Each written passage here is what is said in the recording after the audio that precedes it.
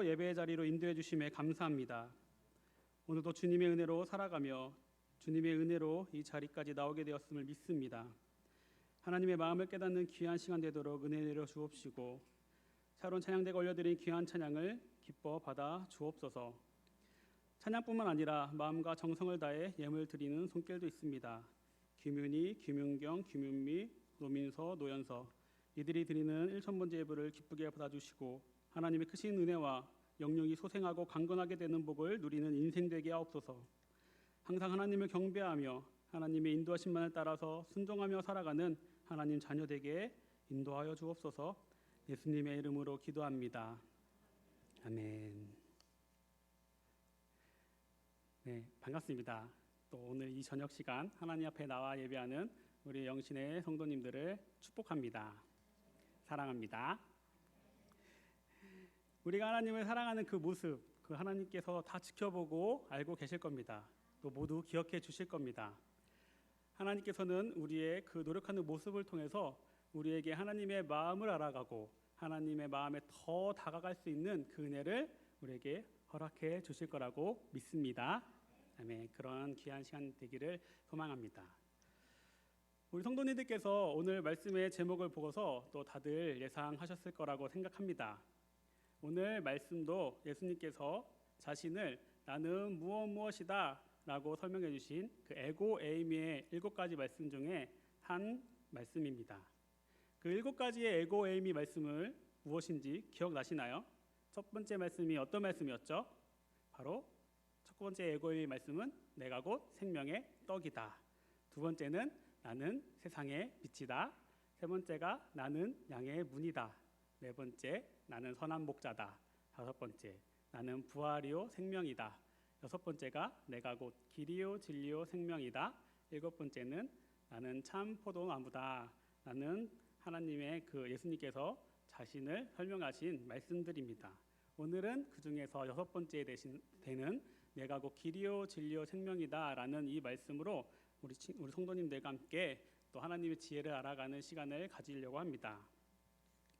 요한복음 14장의 이 말씀은 다락방 설교라고 불리고 예수님의 마지막 고별 설교라고 불립니다.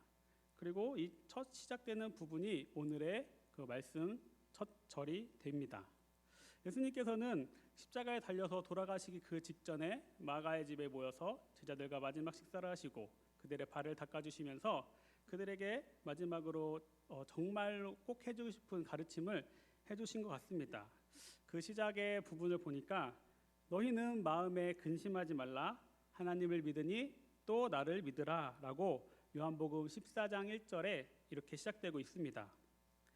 예수님께서 제자들에게 마지막 가르침을 해주실 때 왜 마음에 근심하지 말고 하나님과 그 예수님 자신을 믿으라고 좀 걱정하시면서 좀 그런 이런 당부의 당부의 그 말씀을 해주시는 걸까요? 제자들은 불과 며칠 전만 해도 예루살렘에 예수님과 함께 입성할 때 기세등등한 모습으로 입성했습니다. 그런데 지금은 그 모습이 다 사라지고 오히려 두려움에 가득 사로잡혀 있는 모습입니다.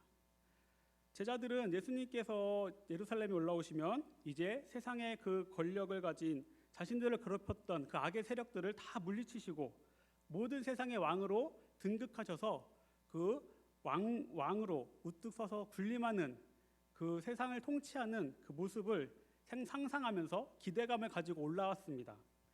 그래서 제자들은 그 같이 예루살렘으로 올라오면서 그러면 내가 누가 더 높은 자리를 차지하고 누가 더 많은 일을 할 것인지 그 신하의 자리를 놓고 아웅다웅 다투기도 하였던 것입니다. 그런데 지금은 정반대의 모습을 보이고 있습니다. 그 이유는 그 앞장인 13장에서 예수님께서 자신을 그 제자들 중에 어떤 한 사람이 팔 거라고 그렇게 알려주셨고 그리고 믿음이 제일 강하다고 생각했던 그 수제자 베드로가 자신은 예수님을 부인하게 된다라는 것을 제자들에게 말해주었기 때문입니다. 그래서 이런 이야기를 들은 제자들은 너무 두렵고 무서운 마음이 가득 제자들을 사로잡았습니다. 당연히 그런 마음이 가득 들었지 않았겠습니까? 그래서 이 제자들은 생각합니다. 이 제자들은 예수님을 이제 자신의 스승으로 모시고 3년 동안 이 예수님 한 분만을 바라보고 의지하면서 걸어왔습니다. 예수님의 명령, 예수님이 하라는 그 말씀만에 따라서 3년의 시간을 보내서 예수님께서 함께 해주셨을 때 그들은 모든 것을 할 수 있다고 생각했지만 예수님이 이제 안 계실 때는 이들이 생활을 해본 적이 없는 것입니다. 이런 상황에 제자들은 이제 예수님이 자신은 잡혀간다고 하고 자신들 곁에 안 계신다고 하니 제자들이 얼마나 두렵고 무서움이 엄습했을까요? 제자들의 머릿속에는 이런 상황의 전개가 없었을 것입니다. 제자들은 예수님을 따라다니던 그 지난 3년의 시간 동안 물론 하나님의 은혜를 맛보고 경험하면서 그 기쁨과 감격도 누리는 즐거운 시간이 있었습니다. 하지만 대부분은 조금 지치고 피곤하고 힘든 시간을 보냈을 겁니다. 왜냐하면 예수님께서는 어디 한 곳에 정착해서 제자들을 양육하시면서 이렇게 가르치셨던 것이 아니죠. 예수님께서는 예루살렘의 그 지역들, 모든 지역들, 심지어는 주변 나라의 지역들과 도시들까지도 이렇게 순회하면 다니시면서 이제 하나님 나라를 전파하시고 가르치시고 제자들을 양육하셨기 때문에 이들은 떠돌이 생활을 계속했던 것입니다. 그러니 얼마나 고생스러운 생활이었는지 우리 성도님들께서는 모두 예상이 되실 겁니다. 이제 그런 생활을 하다가 마침내 이제는 예루살렘에 올라가서 내가 안정적이고 편안한 삶을 살 수 있을 것이다 라는 기대감을 제자들은 분명히 가지고 있었을 것입니다.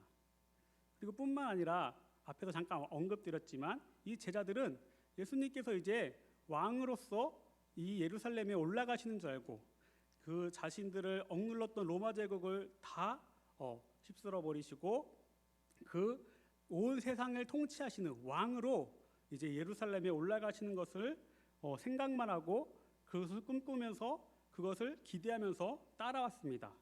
그래서 자신들은 당연히 높은 신하가 돼서 이제 자신들은 많은 사람들 다스리면서 잘 먹고 잘 사는 그 그림만을 상상하면서 꿈꾸면서 있었지 그 예수님이 잡혀가시고 예수님 없이 자신들이 살아가겠다는 그 생각은 전혀 하지 못하고 있었습니다. 그렇기 때문에 이 예수님이 자신들 곁에 안 계시다는 이 상황이 제자들은 받아들일 수도 없었을 것이고 과연 예수님 없이 내가 이 세상을 살아갈 수 있을까? 내가 무엇을 할 수 있을까? 이렇게 막막한 생각까지 했을 것입니다. 그래서 예수님께서는 이 고별설교의 첫 말씀이 마음에 근심하지 말고 하나님과 나를 계속 믿으라 라는 말씀을 해주셨던 것 같습니다. 한 번 더 제자들에게 너희가 믿음을 잃지 않고 지키면 하나님과 예수님이 옳다고 믿으면 그렇게 또 삶을 살아낸다면 내가 반드시 도와주겠다 이 마음을 제자들에게 전하고 싶으셨던 것 같습니다. 이어서 예수님께서는 제자들에게 내 아버지 집에 거할 곳이 많다. 너희를 위해서 거처를 예비하러 간다. 내가 너희를 위하여 거처를 예비하면 너희들에게로 다시 와서 예수님을 영접하게 하고 함께 있게 해주겠다라는 소망의 말씀을 또 해주십니다. 거기에 덧붙여서 4절 말씀에 내가 어디로 가는지 그 길을 너희가 안다라고까지 말씀하십니다. 너무나 반갑고 감사한 말씀일 것입니다.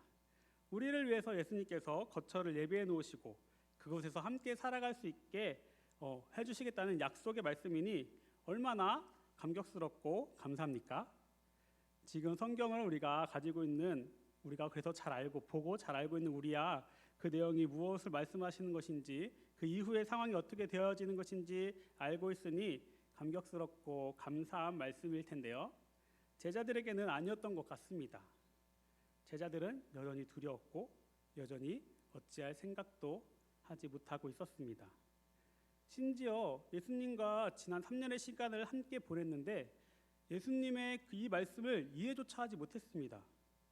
예수님의 이 말씀을 듣고 제자 도마는 이렇게 반문합니다. 주여, 주께서 어디로 가시는지 우리가 알지 못하거늘 그 길을 어찌 알겠사옵나이까. 도마만 이렇게 생각한 것도 아니었던 것 같습니다. 모든 제자가 이렇게 생각했는지 8절에 보니까 빌립은 또 주여 아버지를 우리에게 보여주옵소서 그리하면 족하겠나이다 라고 간청합니다. 제자들은 예수님을 벗어나서 그 스스로 믿음을 지키며 살아가는 힘이 전혀 없었던 것입니다. 살아갈 수 있는 힘과 능력은 둘째치고 이때 당시에는 예수님에 대해서도 아직도 잘 이해하지 못하고 온전한 믿음을 갖지 못한 모습이었던 것 같습니다. 예수님께서는 이런 가엾은 제자들에게 자신을 분명하게 드러내어 밝혀 알려주십니다. 6절 말씀 우리 함께 읽어보면 좋겠습니다. 예수께서 이르시되 내가 곧 길이요 진리요 생명이니 나로 말미암지 않고는 아버지께로 올 자가 없느니라. 아멘. 예수님께서는 자신이 길이고 자신이 진리고 생명이라고 말씀하십니다. 길을 알려달라는 제자들에게 내가 길이야, 나를 따라와, 그러면 너네는 구원받을 수 있어 라는 너무 간단한 방법을 알려주십니다. 예수님이 우리의 길 되심을 믿으십니까? 아멘. 예수님이 우리의 길 되십니다. 예수님이 우리의 진리 되십니다. 예수님이 우리의 생명 되십니다. 어떤 길이고 어떤 진리고 어떤 생명인가요? 하나님께로 나아갈 수 있는 길이고 이 세상에서 오직 유일한 참된 도리, 참된 이치, 참 신이신 그 분이시며 죽음과 영원한 고통에 떨어지지 않고 우리에게 영원한 생명을 부여해 주실 수 있는 유일하신 분인 줄 우리는 믿습니다. 우리가 믿는 예수님이 바로 그런 존재입니다. 그 중에서도 오늘은 이 길에 대해서 우리 성도님들과 좀 더 집중해서 생각해 보고 싶습니다. 예수님만이 우리가 하나님께로 나아갈 수 있는 유일한 길 되십니다. 유일한 방법이라고 했습니다. 예수님 없이 우리는 그 누구도 하나님께로 도달할 수 있는 사람이 없습니다. 다른 이유가 아닙니다. 바로 하나님께서 그렇게 정해서 우리에게 알려주셨기 때문입니다. 하나님께로 갈 수 있는 그 방법은 예수님을 통해서만 갈 수 있습니다. 사도행전 4장 12절에도 사도 베드로는 이렇게 고백하고 있죠. 다른 이로서는 구원을 받을 수 없나니 천하 사람 중에 구원을 받을 만한 다른 이름을 우리에게 주신 일이 없음이라 하였더라. 아멘. 하나님께서는 우리에게 예수님 말고는 그 다른 방법을 제시하여 알려주신 적이 없습니다. 그렇기 때문에 우리는 오직 예수님만을 통해서 하나님께로 나아갈 수 있는 것이고 하나님께서도 예수님을 통해서 나아온 그 사람들, 그 하나님의 자녀들만을 인정해 주시고 받아 주실 것입니다. 지금 우리가 살아가고 있는 이 시대를 표현하고 있는 설명하는 이야기들이 또 여러 가지가 있는데요. 그 중에 한 가지가 포스트 모더니즘 시대라는 설명입니다. 다들 들어보셨고 잘 알고 계실 겁니다. 간단히 말하면 정해진 것이 없다. 내가 생각하는 것이 맞고 옳은 것이다 라고 주장하면서 규칙과 정해져 있는 형식, 틀 이런 것을 과감히 탈피하여 그림도 그리고 음악도 만들고 글도 짓는 그런 예술의 한 분야였습니다. 그런데 이런 주장을 듣고 일반 사람들이나 다른 학문을 하는 그 학자들이 동의하고 동조하면서 전반적인 사회의 그 생각과 분위기가 형성되어졌습니다. 그래서 개인의 생각을 존중해 줘야 하고 남들과 다른 생각, 일반적인 생각이 아니더라도 그것이 잘못된 것이 아니라는 것입니다. 맞습니다. 모든 사람의 생각이 같지 않고 다르며 개개인의 주장이 많이 나와서 더 좋은 방향과 방법으로 사회가 변화되어져야 된다고 저도 생각합니다. 하나님께서 그 한 사람, 우리 한 사람을 창조하셨을 때 각각 가지고 있는 개성을 하나님께서 입히셔서 창조하셨기 때문입니다. 하지만 그렇더라도 우리가 모든 것을 다 맞는다고 인정해 줄 수는 없습니다. 그 중에서도 우리가 반드시 지켜야 하는 우리가 진리가 있기 때문입니다. 우리는 하나님을 믿고 하나님 말씀을 따라서 살아가야 하는 하나님의 통치를 받는 그리스도인들입니다. 그렇게 하나님의 말씀에 반대되는 것, 우리가 인정해 줄 수 없는 것은 우리가 지켜야 하는 것입니다. 대표적인 사항으로 여러 사람들이 우리가 이제 구원을 받을 길은 여러 가지 방법이 있는데 그 중에 나에게 맞는 방법을 택해서 그 구원의 길에 이르면 된다고 말하고 있습니다. 왜 꼭 하나님을 믿어야지만 구원을 받을 수 있냐고 말하면서 기독교가 많은 비판의 대상이 되고 있습니다. 심지어 이것을 막기 위해서 차별금지법이라는 법까지 제정하면서 못하게 하려고 합니다. 왜 그렇게 사람들은 유일한 길, 유일한 진리를 외면하려고만 할까요? 바로 세상과 타협하면서 살아가고 싶은 그 사람들의 이기적인 마음 때문입니다. 예수님만이 유일한 길이라고 인정한다면 지금까지 자신이 즐기고 누리며 살아오던 그 많은 것들을 포기해야 되기 때문입니다. 그것들이 싫어서 그들은 각자의 생각과 그 의견을 존중해야 된다고 그럴싸한 이유로 자신들의 모습을 포장하면서 속으로는 계속해서 내 욕심과 욕망을 채워나가고 싶어하는 그런 이기적인 모습입니다. 그들이 정말로 다른 타인을 생각하고 사랑하는 마음으로 이렇게 주장한다고 생각되어지지 않습니다. 내가 인정받는 곳에서, 내가 대접받는 곳에서 내가 지금 누리고 있는 그 모든 사치와 허영들을 누리고 싶은 마음이 있기 때문에 그들은 산 정상은 한 곳이지만 정상으로 올라갈 수 있는 그 길은 다양할 수 있다는 그 소리를 하면서 자신들을 포장하고 있다고 생각합니다.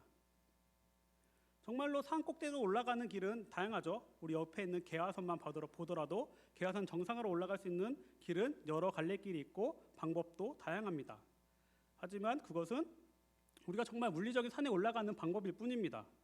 우리가 구원에 이르는 길이 정말 이 등산을 하는 것과 같은가요? 질적으로 완전 차원이 다른 일이죠. 그렇기 때문에 그런 사탄의 거짓된 속임수, 그런 거짓된 유혹에 빠지시면 안 될 것입니다. 그 어떤 다른 이름을 하나님께서는 우리에게 주신 적이 없습니다. 구원에 이르는 길은 오직 한 길, 예수님만을 따라가는 길, 그 한 길밖에 없습니다. 세상에서 말하는 그 속임수에 귀 기울이지 마시고 내가 알고 있는 이 진리를 지키기 위해서 우리는 내 모든 최선을 다해야 되고 내 목숨까지 걸어서라도 싸워 이겨야 할 수 있습니다. 그래서 지금 우리는 내가 정말 최선을 다해서 예수님의 길을 따라서 걸어가고 있는지 생각해 볼 수 있으면 좋겠습니다. 그러기 위해서는 우리가 예수님께서 어떤 길을 걸어가셨는지 먼저 알아야겠죠. 우리 성도님들이 생각하실 때 예수님께서 걸어가신 그 길이 어떤 길이라고 생각하십니까? 예수님께서 걸어가신 그 길은 하나님의 말씀을 따라서 그 말씀을 실천하며 그 말씀을 또 살아내는 그 길이셨습니다. 하나님의 마음을 알고 그 마음이 세상에서 실현되는 일을 예수님께서는 하셨던 것이고 그 길을 걸어가셨던 것입니다. 그것을 한마디로 정의하면 사랑이 되지 않을까 싶습니다. 예수님께서도 여러 번 사랑에 대해서 하나님 사랑, 이웃 사랑에 대해서 말씀하셨고 이 사랑을 직접 실천하시면서 삶을 살아서 우리에게 본으로 보여주셨기 때문입니다. 마태복음 22장 37절에 예수께서 이르시되 내 마음을 다하고 목숨을 다하고 뜻을 다하여 주 너의 하나님을 사랑하라 하셨으니 라고 우리에게 가르쳐주고 계시고 요한복음 13장 1절에서는 유월절 전에 예수께서 자기가 세상을 떠나 아버지께로 돌아가실 때가 이른 줄 아시고 세상에 있는 자기 사람들을 사랑하시되 끝까지 사랑하시니라 라는 말씀이 있습니다. 예수님께서는 직접 병자들을 고쳐주신 사건, 배고픈 사람을 먹이신 사건, 하나님 나라를 가르치고 전파하신 그 모든 사건들이 하나님의 마음을 따라서 사람들을 그 사랑하는 그 마음을 최선을 다해서 삶으로 살면서 보여주셨던 것입니다. 우리는 예수님을 나의 구원자로 믿는다는 그리스도인들입니다. 이것은 예수님께서 걸어가신 그 길, 예수님께서 삶으로 살아내셨던 그 삶의 모습을 나도 동일하게 이 땅 위에서 살아나겠다는 믿음의 고백이라는 사실을 아셨으면 좋겠습니다. 예수님을 믿는다고 하면서 실질적으로 내 삶에서 어떤 영향이 있는지, 내 삶을 통해서 어떤 모습이 밖으로 나타내 보여져야 되는지 우리는 생각해 보아야 합니다. 예수님의 그 삶의 모습, 사랑의 그 실천하는 모습이 우리들의 삶 속에서 보여져야 할 것입니다. 먼저는 하나님을 사랑하는 그 삶이 보여야겠죠. 예수님께서는 수시로 조용한 곳으로 가셔서 하나님께 기도하셨다고 말씀에 여러 곳에 나옵니다. 마가복음 1장 35절을 보니요. 새벽 아직도 밝기 전에 예수께서 일어나 나가 한적한 곳으로 가사 거기서 기도하시더니 누가복음 5장 16절에도 예수는 물러가사 한적한 곳에서 기도하시니라. 누가복음 6장 12절에는 이때 예수께서 기도하시러 산으로 가사 밤이 새도록 하나님께 기도하시고 등등 예수님께서는 하나님 앞에 나아가서 기도하고 예배하신 그 모습이 여러 군데 기록되어져 있습니다. 예수님께서는 하나님의 독생자이시고 하나님과 동등하신 그 삼위의 한 인격의 주체로 참신 되시는 분이심을 우리가 믿습니다. 그런데 이런 참신 되신 예수님께서도 사람의 몸을 입고 이 땅에 계실 때에는 성부 하나님을 따로 찾으셔서 간절히 기도하고 예배하는 모습을 보이셨던 것입니다.